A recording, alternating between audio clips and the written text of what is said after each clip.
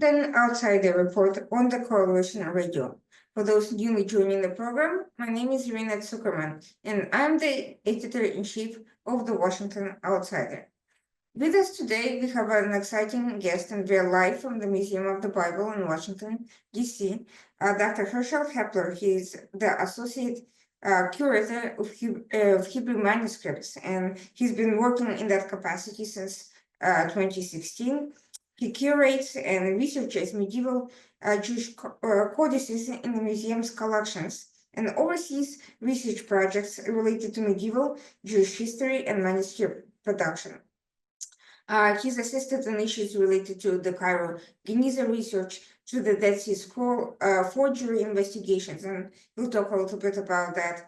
And he curated the exhibit on the Washington Pentateuch.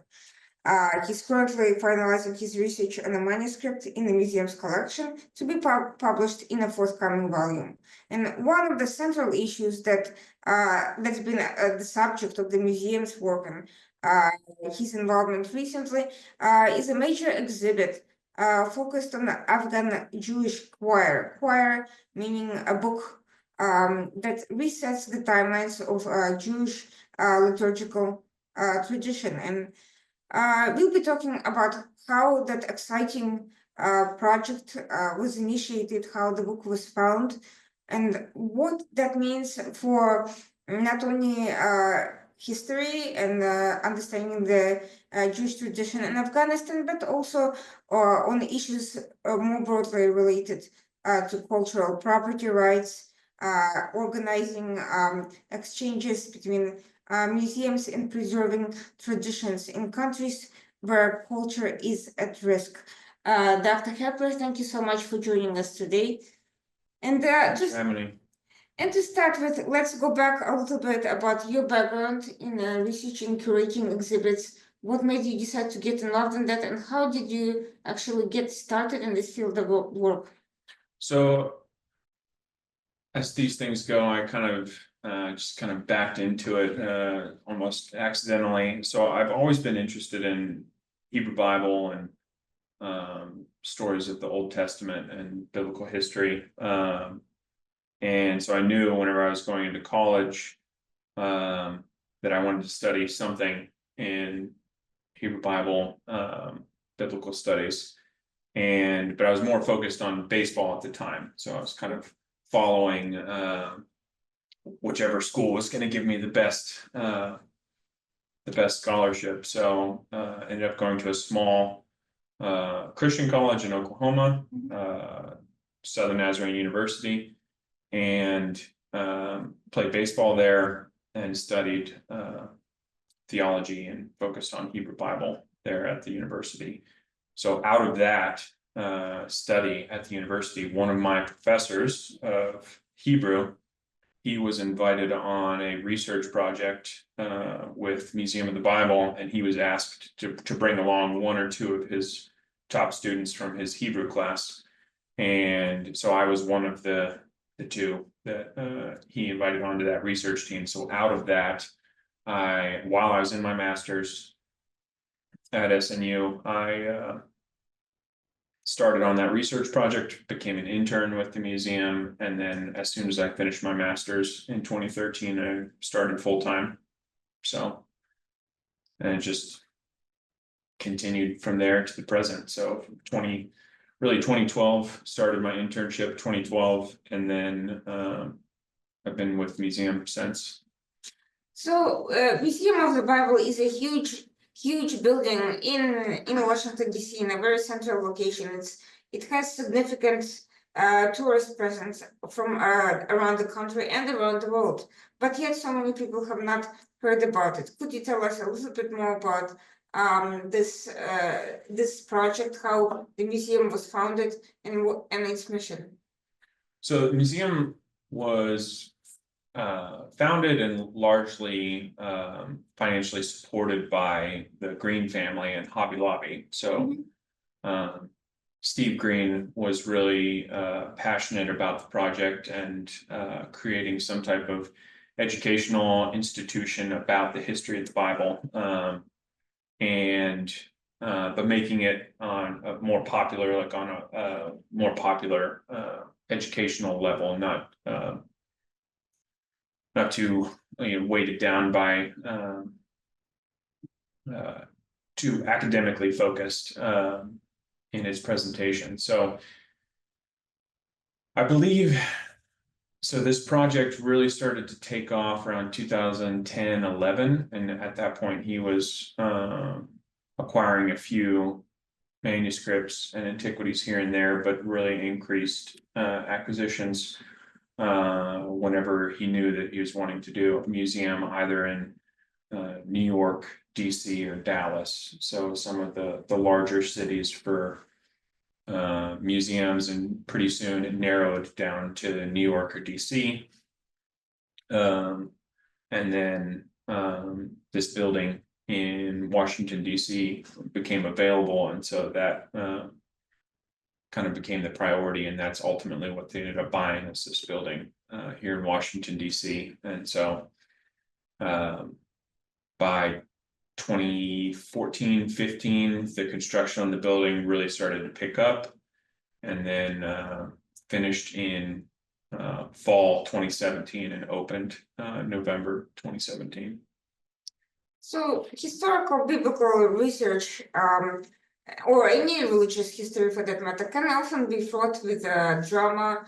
It can be quite exciting, could be almost an adventure in itself. And we've heard, of course, in terms of how historic documents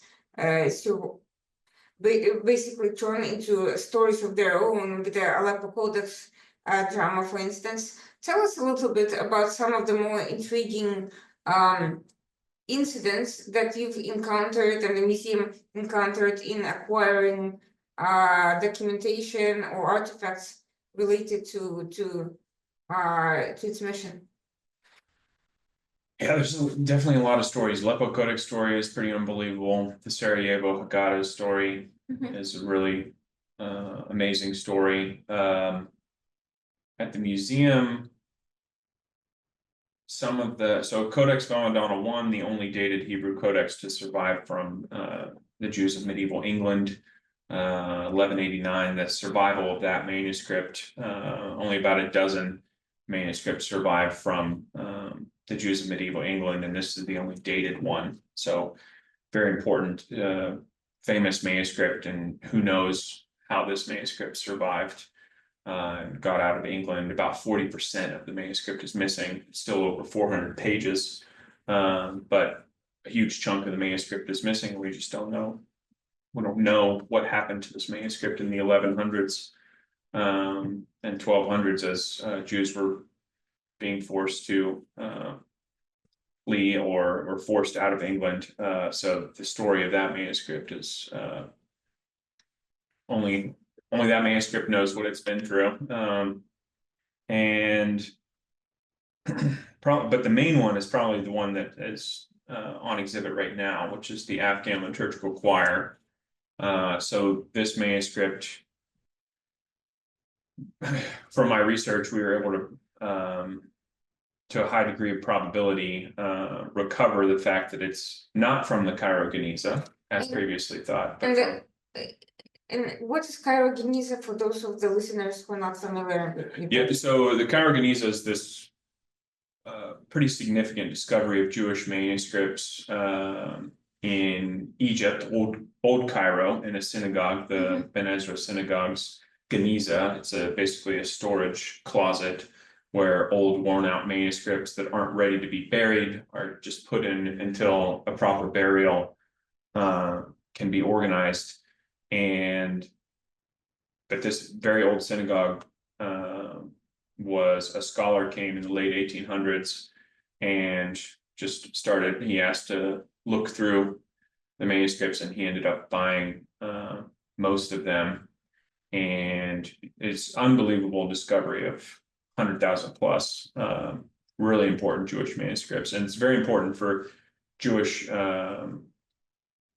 life and Muslim activities. Everything happening in Cairo is basically documented in this Geniza. So it's really it's a great repository of just everyday life in 12th century Egypt, largely 12th century, but some really old manuscripts were recovered in the Cairo Geniza. So sometimes if an old manuscript is found, a lot of people scholars may assume, well, this looks like Geniza material, right? Because not all of them were acquired and went to Cambridge. Some were bought by private collectors. And so there's sometimes people assume whenever they see an old damaged Hebrew or Jewish manuscript, maybe this is Cairo Geniza material. And that was kind of the assumption around this manuscript in the collection, the Afghan Liturgical Choir.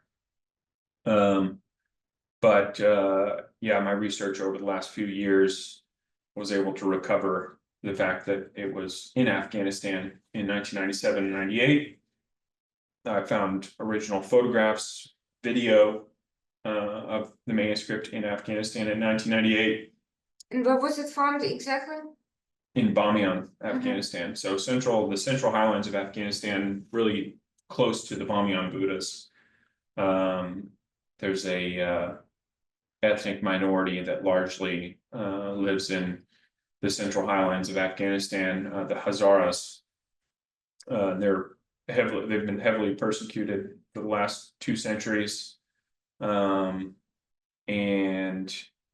so a Hazara gentleman found this manuscript in 97, and he gave it to his local leader, who's also Hazara, and he just recognized that he didn't know what it was, and he couldn't read it, but he recognized it was Hebrew, just knew, like, okay, this is a Jewish book, and so his assumption was it's a sacred book. He didn't know what it was, he just assumed it was sacred, so he did what you do in Afghanistan's culture with a sacred book, which is you wrap it in some type of cloth and then you put it in a box, some kind of container. So he had a specially made box for it and then just wrapped it in a cloth and put it in that box. And it stayed there until 2000, 2001. So we know someone from one of his deputies in Bamiyan was apparently trying to sell it. So he tried to sell it in Dallas in 1998. He tried to sell it apparently in New York, DC, London, but it looks like he ultimately sold it in London around summer 2001. And I believe it was in London for a good 10 years before the collector in London started trying to sell it, and he sold it through an Israeli dealer to Steve Green, to the Green Collection in 2013, and under the assumption that it was Cairo Geniza. So at that point, there was no awareness that the manuscript was connected to Afghanistan. That was years of research to recover that information. Why didn't the Israeli institutions want it? So there were definitely, I know multiple Israeli scholars and institutions were looking at it. There's definitely a story there that could be told maybe by some former employees at the National Library of Israel, because I know there was discussion about it. And they were also looking at other manuscripts, and they ultimately ended up buying 29 fragments from the so-called Afghan Geniza. That's just it's more of a placeholder kind of name at the time, because the Cairo Geniza was a proper Geniza, but it's such a famous discovery that Geniza starts to get applied to Hebrew manuscript discoveries in situations where there was no Geniza. Sure. So like whenever someone says the European Geniza, there's no Geniza, it's just book binders fragments. So there are Hebrew manuscripts found in the guts of book binding. And they may not even be religious, they could be just... But sometimes people will call that the European Geniza. It's not a Geniza. And so the same thing with the Afghan Geniza. There seems to be a discovery of medieval Jewish manuscripts, mostly Judeo-Persian, but there's no real Geniza. There were probably multiple discoveries possibly in caves in Jam, Maimana, and one of the northern provinces just north of Bamiyan. I'm blanking on the name of the province, but yeah, probably not a Geniza. This is probably just a cave or some type of storage. And is that where the Jewish community resided? So the modern Afghan Jewish community was mostly in Kabul and Herat. So Western Afghanistan's Herat, Kabul's Eastern Central Afghanistan. But there are medieval, so there's a medieval Jewish cemetery in Jam, Afghanistan, near the minaret of Jam. Those date to mostly the 12th century. They stop, I think the latest dated tombstone is 1220. And then there are no more tombstones after 1220, and that's because that's whenever Genghis Khan just tore through the region. Oh, wow. Because 1221 he just totally eradicates the region. So it's likely that the Jewish community there was just entirely killed whenever Genghis Khan tore through in 1221. But so there is medieval Jewish heritage that archaeologists have recovered. There's an archaeological team in Jam that recovered dozens of tombstones in 2004, 2005, led by David Thomas, archaeologist. So, but yeah, we just have little bits and pieces of information about the Jews of Afghanistan. And how sure are we that those manuscripts are actually from Afghan Jews as opposed to trader Jews who may have passed through the region? Yeah, we're definitely not sure, because we also know that there's a large Jewish community in Iran, and I know of important Hebrew manuscripts leaving Iran after 1979, after the fall of the Shah, and those have Judeo-Persian. They have an Eastern script. They look very much like the Afghan Geniza material. And then there's the Afghan Geniza manuscripts, which there are accounts of some of these manuscripts that sound credible, but we also know that some of those Judeo-Persian manuscripts were coming from parts of Russia. Interesting. So yeah, so Judeo-Persian is So we talk about like Bukhara? So Bukhara for sure, but yeah, there's some fascinating rumors about some of the later Afghan Geniza material, some of the 15th and 16th century material may not be from Afghanistan. And this is part of the issue of like whenever you don't have documented provenience, like professional discovery. Sure. We just have what's in the text, and so Judeo-Persian was spoken and used over a large swath of land, so it's hard to narrow it down to a single country. Yeah, it's the Afghan Geniza material and manuscripts from this region. They're found all over Central Asia. This famous Judeo-Persian letter found in Western China, that's in the British Library collection, from the 700s, very important letter. And then there's Judeo-Persian all the way over into the Cairo Geniza. Judeo-Persian, several hundred Judeo-Persian manuscripts were found in the Geniza in the 1890s. So yeah, there's definitely a lot of medieval Jews traveling along these trade routes, bringing their sacred books with them, letters, all kinds of things. And yeah, we don't know where they're from. Sometimes we just know their language, and so the language can give you a little clue, but it doesn't really narrow it down to a single country or city. Interesting. So I guess it was a very significant historical intersection for trade, for exchanges. You had Silk roads at the time. You had this really globalized pathways, which made it, on the one hand, different cultures influenced one another. On the other hand, it could be hard to distinguish the origin of any one particular set of ideas or things being traded. That's right. That's right. And so with the Afghan liturgical choir, it's mostly Hebrew. There's a little bit of Aramaic. There's one Judeo-Persian word. There's nothing in the text of the manuscript that tells you where it was written or who the person was, where they lived. We just have a photograph of it in Bamiyan, Afghanistan, and the account of the finder explaining how he found it. So we just have his account and then the degree to which we can trust his account.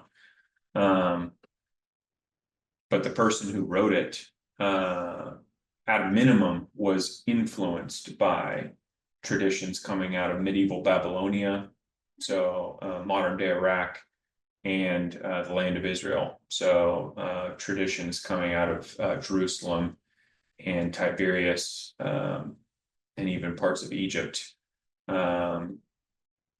are also, like, their influence are also showing up in this manuscript. So are those ideas that are traveling, or is that the manuscript that's traveling to these parts of the world?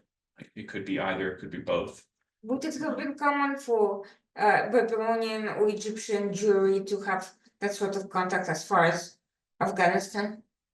Yes, I mean, so no planes or cars or anything, but people are traveling unbelievable distances. With caravans, I guess. Yeah, I mean, you're kind of just praying through the night, and you reach the next location where there's water, and raiders don't come and kill your entire group, and your guides are actually good guides that can navigate the stars and get you where you need to go.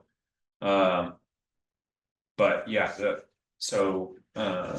one of the quotes in the exhibit, the Sacred Words exhibit, is from Benjamin Tudela.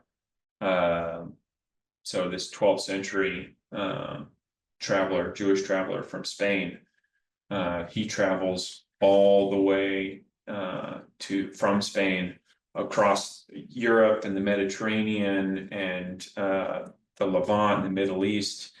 He's I believe the first Western traveler to mention China.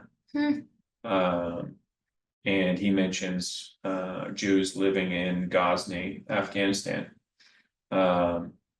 So yeah, people are traveling huge distances.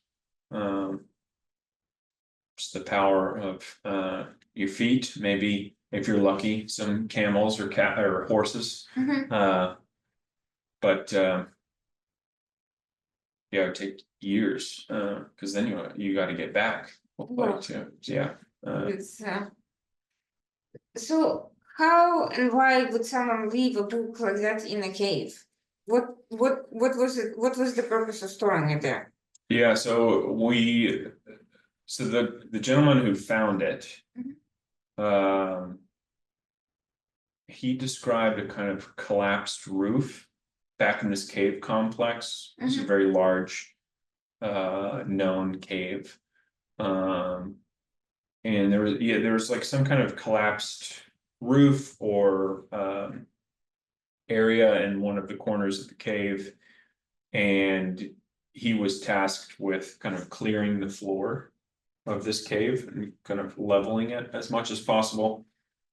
And he found this manuscript in that kind of collapsed roof area. So was it on some kind of shelf that fell? Was it buried?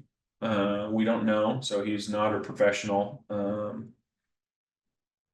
and not a professional like archaeologist or anything. And so we don't know exactly how it was discovered, because a professional could reconstruct what happened based on the way they found it. But yeah, I mean, There are any number of reasons. I mean, a cave is a great place to hide. Mhm. So this is a cave in Bamiyan. Whenever Genghis Khan came to the region, his cousin was killed in Bamiyan in battle. And he was so furious and distraught by the death of his cousin that he killed every living thing in Bamiyan, including the trees. That's So, crazy. yeah, so those caves, there's thousands of caves in the Bamiyan Valley. These are great places to hide. Mhm. It's possible someone was hiding in there. Also, if you are hiding or need to go somewhere and then come back, you may bury something and then come back and get it later. Sure. But yeah, we don't know. We don't know why it was left in that cave. Were those caves normally used as dwellings or only as hiding places during emergencies? So the caves in Bamiyan were used as dwellings. So Buddhists used them as dwellings for a long time, and to this day, the people of Bamiyan, the winter in Bamiyan can be pretty brutal. And those caves are ready-made shelter from the wind and snow. So yeah, to this day they're used as a kind of shelter, even a home for families in Afghanistan, and they have been for centuries. So it's interesting to find this one book in the middle of nothing, really. And from what I understand, it's also parts of it are also backwards. Or what would explain that? Why was it done in such a way? The team of scholars on the project and all of our research will come out here in a couple months in a Brill volume. One of the theories is that because the manuscript's written by 5 or 6 different people, there are 5 or 6 different writing styles in the manuscript. One of the theories is that within the space of a generation, maybe within a single family, this manuscript is being written in kind of stages. And so maybe a grandfather gets a couple pieces and some texts, and then his son compiles and writes more, but he wants some of the blank pages in a certain location, but there's already text on one side of those pieces of parchment. And so by moving those blank pages where he wants them, some of the text is oriented upside down compared to the rest of the manuscript. And that's what happened here, where there are 25 folios. So folio is one sheet of parchment front and back. And so 25 folios, and 21 of those folios, the Hebrew is written this way, and then on 4 of those folios, or the Hebrew is written in the opposite direction. And the person who wrote and built this manuscript is aware that that text is upside down. I think it was out of necessity. This is the argument that that text was there first, and he wanted the other side of the parchment to be the blank pages to be in a certain location, and that just required that the text on the opposite page was upside down. Would it have been a very expensive thing to create? So parchment would have been fairly expensive. I mean, yeah, I mean, you're definitely not wanting to waste parchment. This is before paper reached the region. And yeah, so you're gonna use all the material you can. So yeah, because it would have made sense to just wait and get a clean piece of parchment. Sure. But yeah, parchment would have been pretty expensive for some families. So would it have been a pretty well-to-do family who did that, or would it have been a community leader or a rabbi or did just regular people have compiled these liturgical groupings and Haggadah and? So definitely highly educated. Mhm. The writing styles are high quality, very good. Right, and very good scripts, and most of the text appears to be written from memory. So these scribes know the Bible very well to be able to quote and reconstruct. To select 19 Psalms and Proverbs that start with the same word, Outrage, so happy, and yeah, from memory to just reconstruct all 19 verses is in a really good script, a very high quality hand. This is definitely an educated person. So yeah, they could have been a rabbi, someone connected with the intellectual leadership in Babylonia. Now, if they were mostly memorists, if they were following an oral tradition, why would they need to write it down at all, and why would they have selected the things that they did? Yeah, well, that is the historical mystery of this whole thing. Is yeah, some of the things they chose to write down, they would have fully memorized. Like, why? Like Psalm 92 and Psalm 145 is not in the manuscript, and that's probably because that is like a very, very common, very well known. Didn't need to write down. The Shema is not. Deuteronomy 6. This passage is not in the manuscript, and it's because he's praying multiple times a day. Doesn't need that written down. But yeah, some of the things that he did choose to write down, he also has memorized. So yeah, I'm not sure. Maybe it was within a family, and he's some grandfather and father and mother are making this booklet for their son or something, as like a teaching tool. I don't know. I mean, it is definitely a mystery. But yeah, I like to think that this is happening within a family, because there is on one of the folios, there's probably a child, someone who's not that skilled, writing the alphabet. So they're not really keeping a quality line, and they're kind of veering off to the left, and kind of the line is getting lower and lower. And so yeah, so there's some very skilled scribes, and then there's someone over here writing the alphabet in a pretty inexperienced hand. And I think this is a child who just got a hold of their dad's notebook of prayers. So but yeah, we don't know. These are things we just don't know for sure.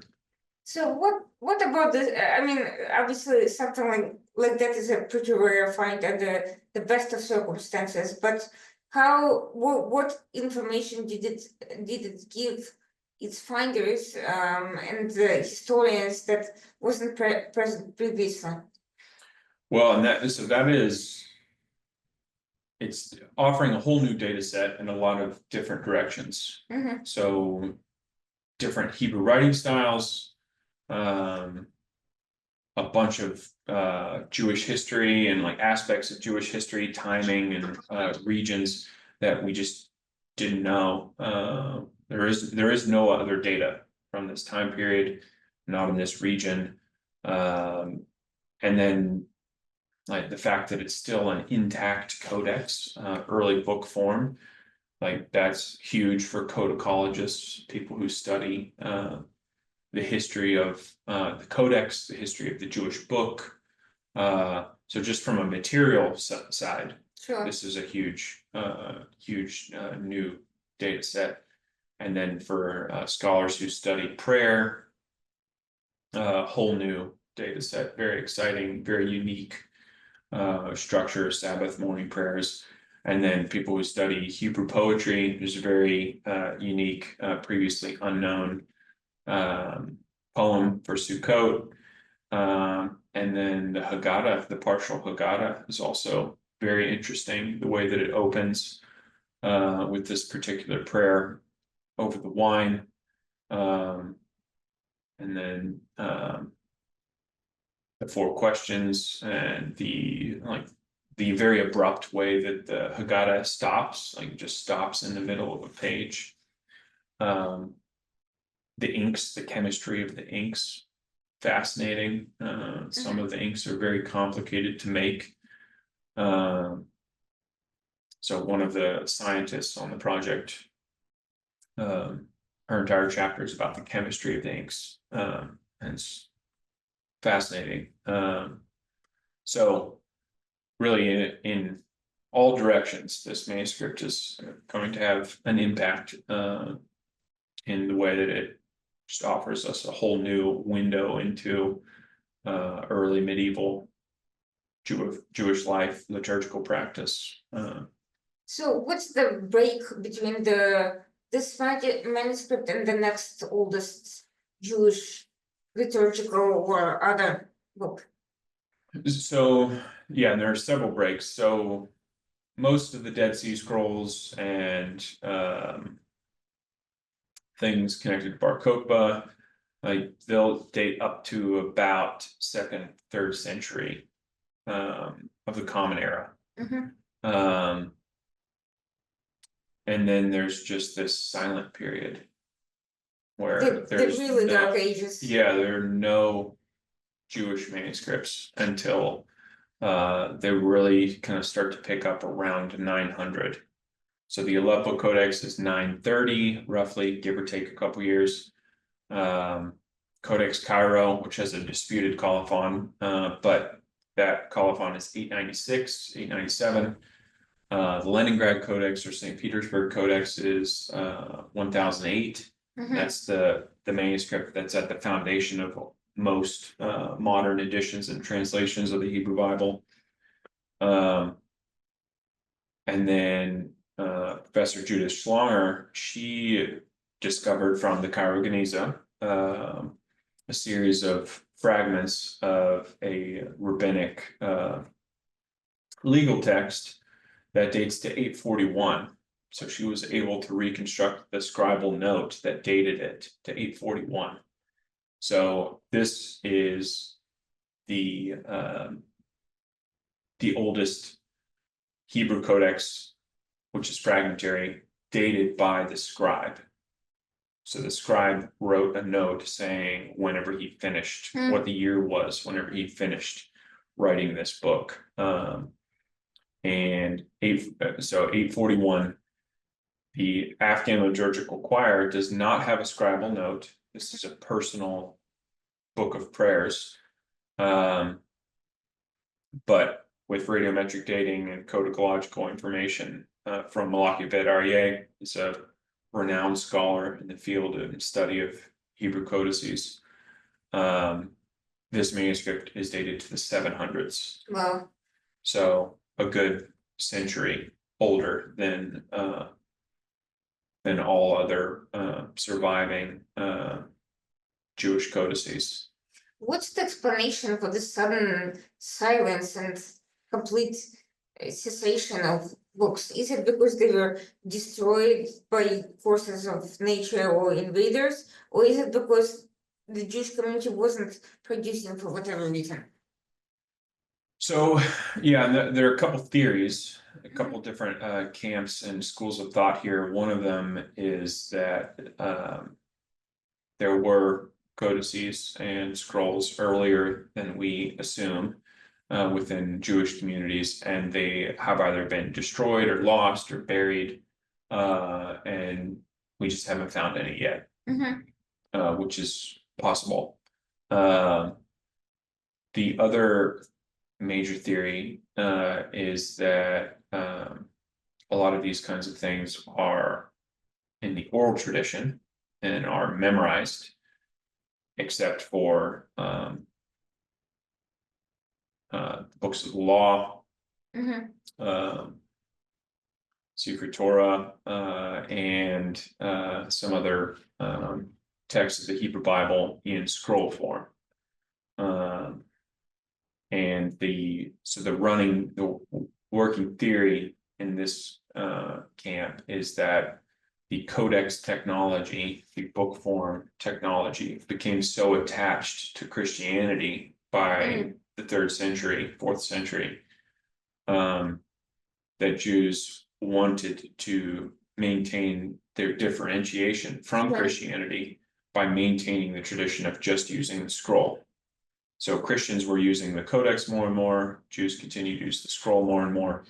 And as this theory continues, the theory is that as Islam came onto the scene, by maybe the 700s, Jews are starting to recognize like, oh, everyone's using the codex. It's not just a Christian thing, like everyone's using this. And so maybe around the 700s or 800s, Jews maybe start to use the codex in certain settings. And then here we have this Hebrew codex from the 700s. So very rare.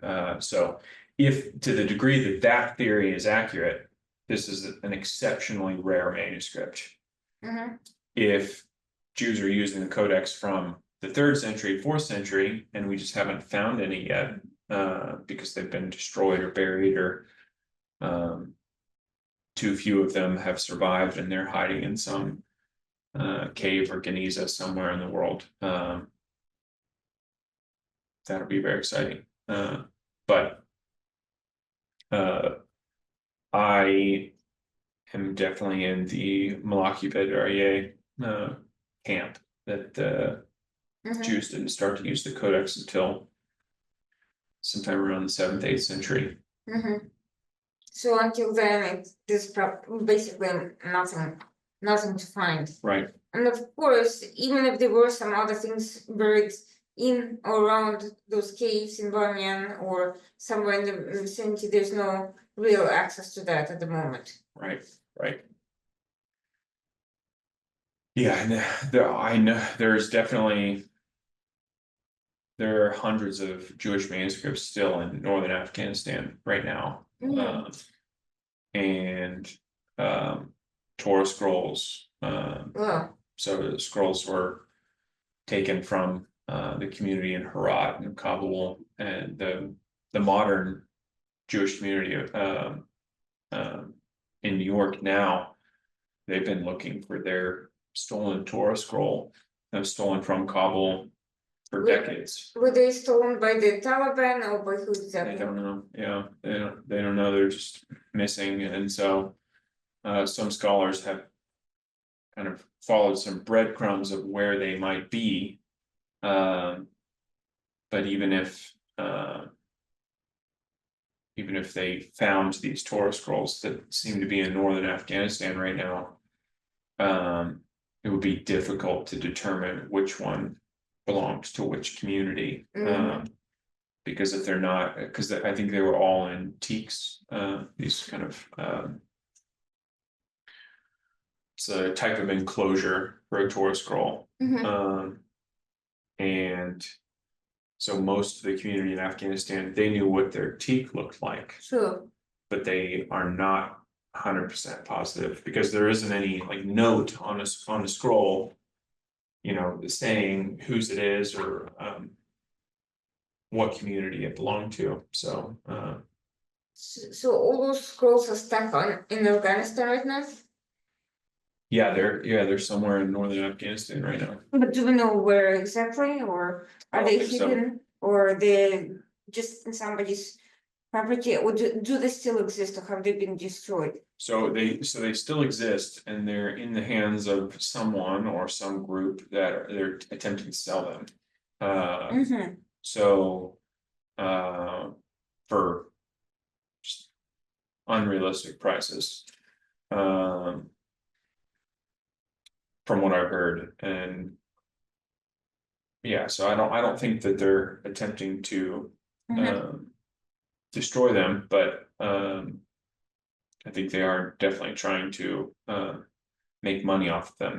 They're not looking at them as objects of cultural heritage of a Sure. displaced religious community. They see them as financial assets. So that actually brings me to kind of a broader point here in terms of this cultural heritage preservation, in terms of cultural property. What is the balance between trying to recover these items, preserve the community heritage, and also salvage them from being destroyed or misused by people who don't really, have no real connection with them? How does this process work, and how do you preserve? Who owns these heritages? Because we've seen state and non-state actors over the course of years, not just in Afghanistan but in other places around the world, claim rights to very specific community assets. Yeah, this is a huge kind of mess and just very complicated topic, because there's a lot of agendas at play and a lot of misunderstandings of the laws and ethics surrounding it. And so there's a law professor, died a few years ago, named John Henry Merriman, and he kind of framed the discussion as difference between nationalism and internationalism. And I think this is a false dichotomy. There are a lot of other ways of looking at this, but there is a kind of nationalism that creeps into cultural property thought where the default owner to cultural heritage is the country of origin. So upon discovery, the person or the automatic owner of the cultural heritage object is the state in which it's found. So if that state has cultural heritage, cultural property laws on the books, and it describes anything 100 years or older, just like discovered within their land, it's automatically owned by the state. I think there are many situations where this makes perfect sense, and these laws should be recognized and respected. I think there are hopefully very rare situations where there's a religious community that is persecuted in some way, especially if persecuted by that state. And maybe they're no longer in that state. Then on human rights grounds, so Universal Declaration of Human Rights, Article 27, and following the UN Special Rapporteur in the field of cultural rights, human rights-based approach to cultural heritage, this way of looking at it would say, actually, this displaced community needs to have right of access, maybe ownership. So this is a whole different angle on cultural property thought that's kind of getting lost in the discussion. So whenever we talk about the Native American laws that have been put in place in NAGPRA in the United States, which the Biden administration kind of gave more teeth, reinforced it a little bit,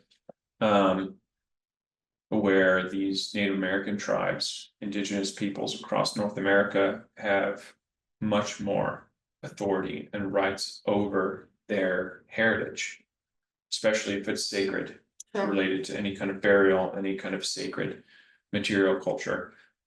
So the United States is the source country there. And some of these objects are found within the modern borders of the United States.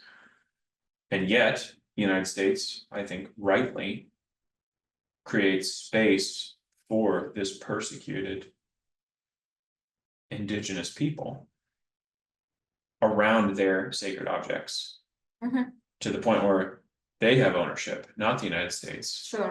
And so this is sometimes talked about as the first human rights-based cultural heritage law. But this should be applied. These are rare situations, but this should be applied much more often than just Native American cultural heritage. And specifically, I think Jewish heritage from countries that no longer have a Jewish community. So, I mean, we can walk down the list, but I mean, the great synagogue of Aleppo was destroyed, burned to the ground. Everyone thought the Aleppo Codex was destroyed. We still don't know where the Aleppo Codex Torah is located. Most of the Torah is gone, missing, destroyed. I think it's missing. It is somewhere. But in the Aleppo Codex just appeared in the early 1950s in Israel. So someone saved it from the great synagogue of Aleppo getting burned. Someone smuggled it out of Syria and is in Jerusalem. And no one is going to argue that the Aleppo Codex should be repatriated to Syria, right? Whenever the Dead Sea Scrolls were on display in Canada in 2009, and the country of Jordan was pushing the Canadian government to seize those Dead Sea Scrolls and repatriate them to Jordan, the Canadian government didn't say anything. So Jordan started pushing the UN to seize these Dead Sea Scrolls and repatriate them to Jordan. The UN didn't do anything. And so these kinds of issues are cropping up, and they have recently, just a couple years ago. There were some Jewish manuscripts found in Egypt, and there's some problems around these manuscripts, and then there's a lot of material culture in Iraq. But I believe that in the right conversational setting,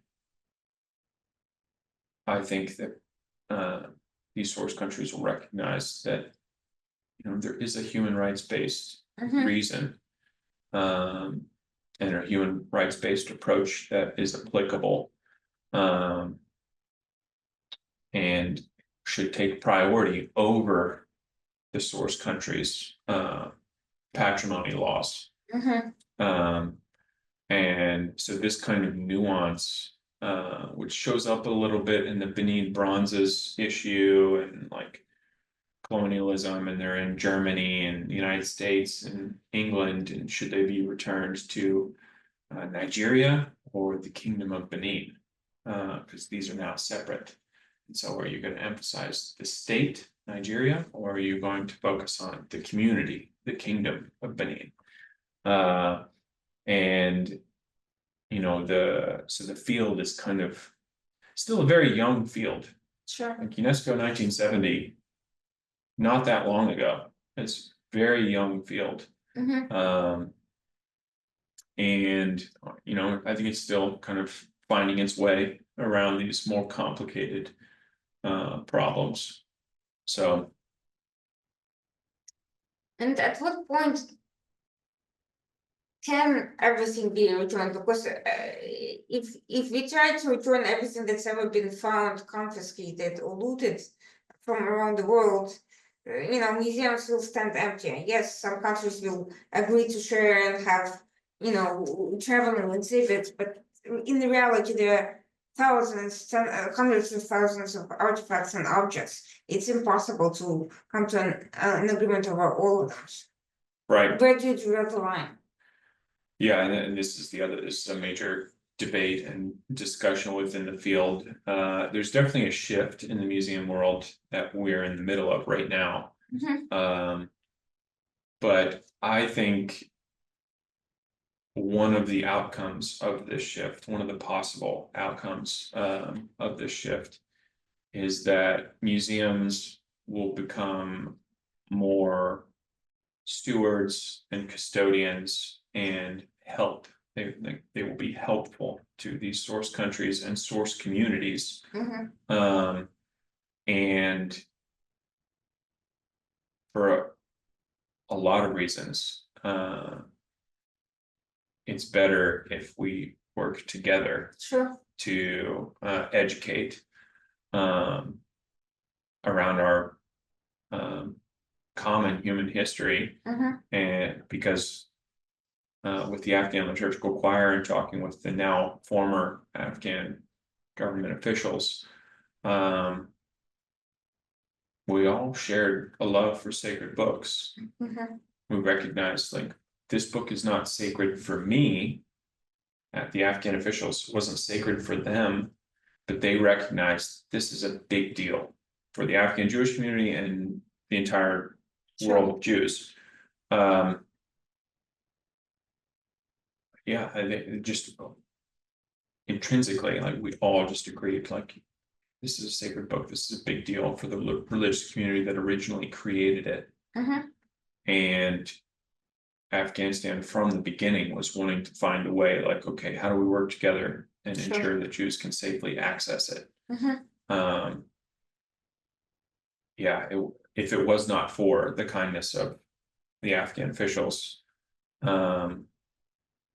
they could have asserted national patrimony laws, but it would have been at the expense of a displaced religious minority. And that was something that Museum of the Bible did not want to happen, and that was something that the Afghan officials didn't want to happen. So, so that's how we were able to come to this partnership where Museum of the Bible is kind of the steward of the manuscript, giving a lot of agency to the Afghan Jewish community and the Afghan officials that were involved in the project. So I think it's not a common situation, it's not a common problem, but situations like this do crop up in the field, and the religious community should be a major priority for everyone in those situations like this. So that definitely plays into a lot of things. And going back to what you said earlier about these groups trying to sell off assets. Now, we've seen some of these religious objects and quasi-religious objects floating online, and all sorts of people claiming to be selling off Jewish sacred objects to us, what they think is to us. And a lot of the times, let's just say, not only the origin, but the veracity or the authenticity of the object is not clear. So how do you deal with possible forgeries in a potential exciting field? And how did you, for instance, establish that this ancient choir is not in fact a forgery? Yeah, this is a major problem in the manuscript world. Yeah, from Harvard's issues with the Gospel of Jesus' Wife forgery, Museum of the Bible wrestling with our Dead Sea Scroll fragments, and and what was that? You were involved a little bit on that end. Could you just summarize that story for those who are not really aware of what happened? So, Museum of the Bible had a handful of a little more than a dozen Dead Sea Scroll fragments that scholars in the field often call post-2002 Dead Sea Scroll fragments. And they seem to be connected to one of the early dealers of Dead Sea Scrolls, Hondo. And based on his connection, so a lot of people in the field assume, like, okay, this is just as real as any other Dead Sea Scroll fragment. The issue is these are famous manuscripts, which just, like, whenever something is a big deal, look at any name brand bag, purse, shoes. Sure. They get forged all the time, and Dead Sea Scrolls are a major name brand in the manuscript world, and so there are definitely Dead Sea Scroll forgeries out there. And so once there started to be questions around our Dead Sea Scrolls in 2016, Museum of the Bible funded some scientific research in Berlin, investigating a handful of our Dead Sea Scrolls. it came back kind of like there's some questions around these fragments, so we funded more scientific research, and the result of that research is that they are probably likely forgeries. It's difficult to prove a negative. Sometimes it's helpful if you find the original forger and they confess. Like that's the best way. Sure. But I can imagine that the forgers are not particularly much motivated to do that. right, yeah, and so this is a problem in the field, and forgeries can dupe great scholars. I mean, So it has to be exceptionally technically well executed for yeah, if you have the right materials and then carbon ink, like you can't date or like carbon date or do anything with carbon ink, like it's just a black ink, and so unless there's some really modern synthetic material in the ink, like the ink isn't going to help you at all. So you're almost looking more at the surface and topography of the surface of the material and like the way that the ink interacts with that surface. But I mean, to your point, there are a lot of Jewish manuscript forgeries coming out of forgery shops in Turkey. And they're just terrible forgeries. They're just awful. Like if they are even Hebrew, so the characters are Hebrew and the intent, sometimes the intent is to make them look like Hebrew, but they're just random letters spaced out evenly. Like that's another thing, is they just look like a grid. There's no irregularity to them. But sometimes if it is a copy of actual Hebrew, like it's an actual readable text, then sometimes they're in gold ink or they're on like leather, like regular leather. And yeah, just like tons of scribal practices that are just totally absent because this is written by someone who does not know how to form letters.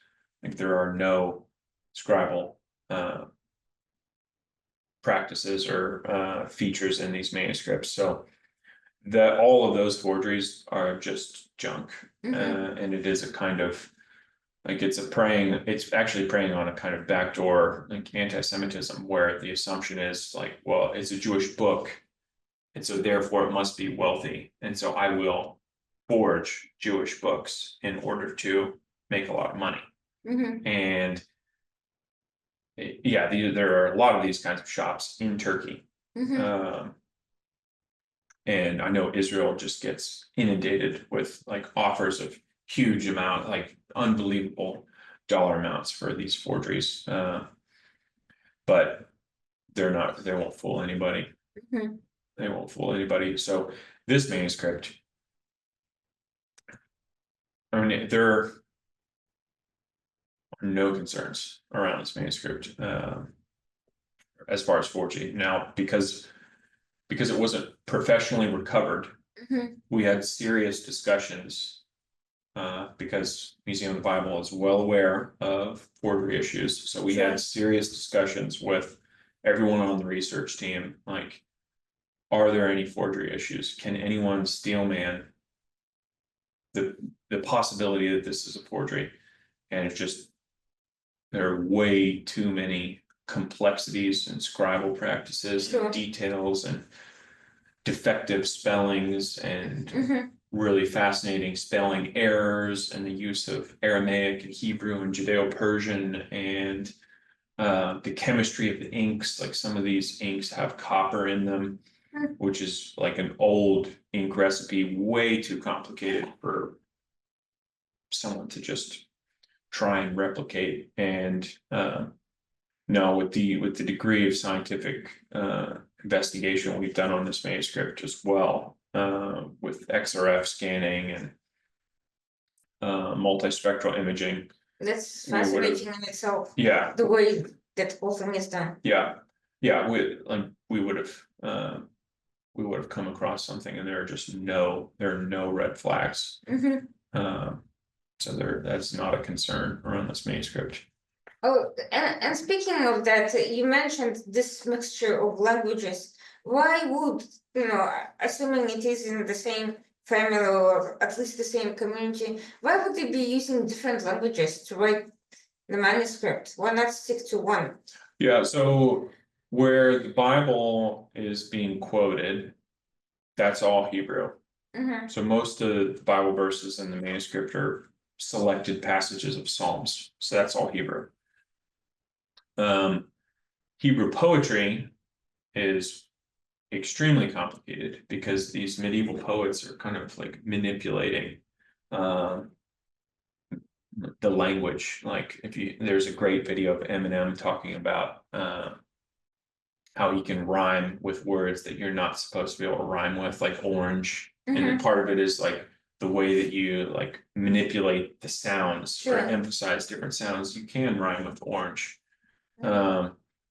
And that's what these medieval Hebrew poets are doing. They're kind of bending the rules and kind of mixing words. It's very complicated. Like Hebrew poetry is its own field.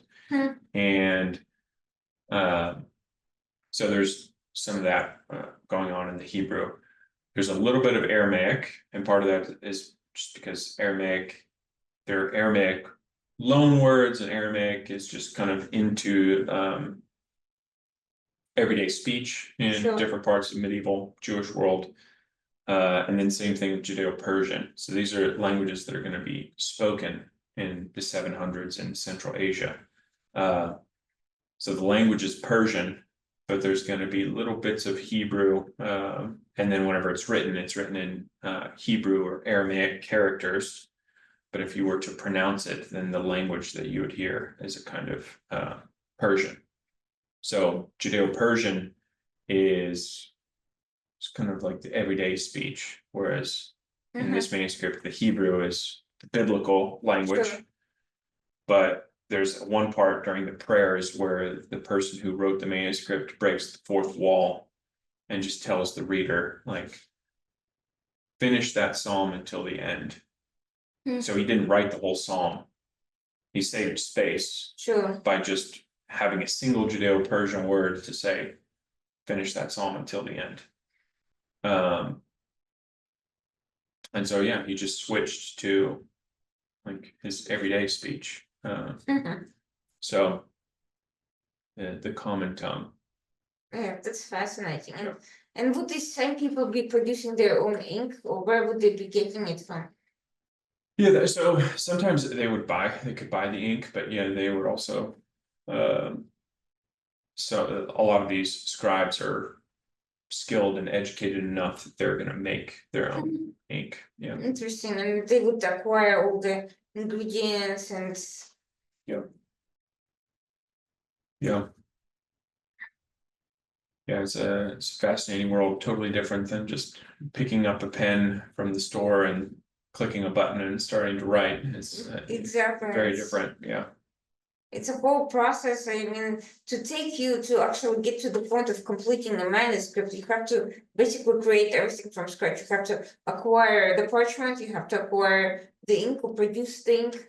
Yeah, maybe not even acquire the parchment, maybe kill the animal, make the parchment. So they would have even the skills to do that. Yeah. Yeah. And what would it need to be dried in some specific way to be able to? Yeah, depending on how you process it, yeah, you stretch it out and dry it. A couple different ways to make it. But most codices, so scrolls, they can be on kind of a gevil, kind of leather. That's a different tanning process. Where like a parchment, so a harsher tanning process. Where you split the skin and the maybe use a lime-based solution and then like destroys the fat layer in the skin, and it's more rigid and thinner than gevil. Most of the Dead Sea Scrolls are on a kind of gevil. It's kind of leather, thicker. But some of them are kind of parchment-like. So. What can you tell about the parchment on the choir? So it's all sheep. Some of it's surprisingly thin. Hmm. Wouldn't quite qualify as vellum. Mhm. So vellum and parchment are not synonyms. Vellum is exceptionally thin, and one of the things about vellum is it's equalized from the hair and flesh side. So all of Esquire is parchment, Mhm. not vellum. And one of the reasons, one of the differences with parchment, you can differentiate the hair side of the animal from the flesh side Sure. of the animal by color, and sometimes you can even see the follicles on the Mhm. hair side. So, yeah, all parchment, all sheep. Yeah, is that did I answer your question about the parchment? Yeah. Yeah, okay. Yeah, it's quite interesting because people don't really stop to think about these details. The fact that they would have different methods that you can tell where something came from just by how they did it, or what the tradition was, or what they had access to, or time to do Yeah. to do it for. Yeah. So yeah, I wonder, because the sample size is so small, just one manuscript from the time period, it's really hard to generalize whether this was a tradition at the time or unusual for that time. Right. That's why, I'm kind of hoping that later on they'll be able to find more things and to draw some comparisons. They will definitely find more things. Mhm. Definitely. I mean, so Judith Schlonger discovered MSA, this What's that? fragmentary codex dates to 841. She found that last year, 2023. Mhm. And yeah, this was just uncovered in the last few years. So, and Israel continues to find some unbelievable things. Like, so even like the Ein Getty scroll was found in the 1970s. But through modern technology, they were able to digitally unroll it. Ooh, So by doing a kind of X-ray technique, because amazing. the scroll is charred, so you can't unroll it. It's black, you can't read it. But through a kind of X-ray technique, that's Amazing. actually being used on the scrolls from Pompeii now. The same The famous technique, ones yeah. that they just Yeah. amazing. But that's how the Ein Getty scroll was able to be read, which turned out to be Leviticus. It turned out to be the opening. It's a Leviticus scroll. So yeah, we'll find more things. More things will be found in the world. By the way, before the security situation in Afghanistan turned really, bad, why hasn't there been an effort to go back to those caves and to basically examine them professionally? So there were some discussions of doing like trying to find a way to do that. Because so like places in France and Japan, they're very active in Afghanistan archaeology over the last century, and especially Japan, definitely in Bamiyan. Japanese archaeologists have been very active in Bamiyan, Afghanistan for decades. So we were looking into it. But it's one of those things like as instability increases. Sure. Like in March 2001, whenever the Taliban were talking about destroying the Bamiyan Buddhas, one of the things that Japan came forward to convince the Taliban not to destroy them was they would import a huge amount of sand, dirt, and just bury them. So the entire cliff face would be buried. Yeah. And so with all these archaeological sites, there's some argument to the more you focus on something and you pursue, excavate, you could be signaling to a looter where to dig. Sure. And so,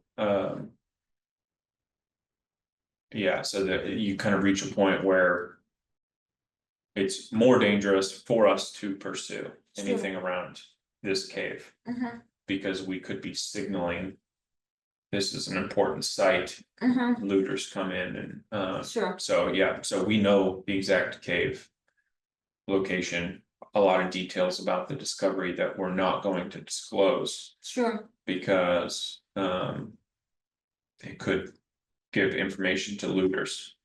So you So- basically hope for better times. When Yes, yeah, it's possible to physically revisit. right. Hmm. Yeah, and France and Japan, they will be back. They're very active in the region. They have done a lot of great work. So No, that's fascinating. That's another issue that people don't really think about. What countries, who exactly is doing the actual digs? It's in which part of the world? It's very interesting. Certainly a lot of room for questions. I certainly hope that everyone who's just heard this amazing presentation will come visit Museum of the Bible, see the display not only of this fascinating historical choir, but also the entire exhibit. And of course, it'll also be traveling to New York after January. And I hope many people get to see it, learn about it, ask questions, and follow the story. I think there's a lot more to be told. great, I agree. Yeah. Thank you to everyone who's been watching us. We'll be back next week at the Washington Outsider Report on the Coalition Radio, Tuesday night, 9 p.m. Thanks again. Have a great evening.